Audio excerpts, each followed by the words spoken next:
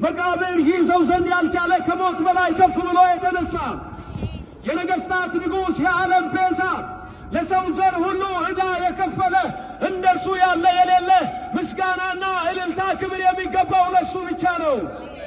በዚህ አደባባዮች ላይ የምንናገረው ስለ ሰው ዘር ኃጢአት እርቃኑን በቀራንዮ መስቀል ላይ የተዋረደውን ኢየሱስን ነው።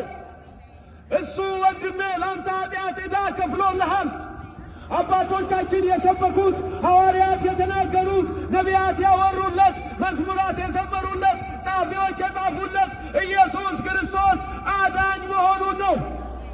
የሰው ዘር በኃጢአት ከወደቀ በኋላ አዳምና ሔዋን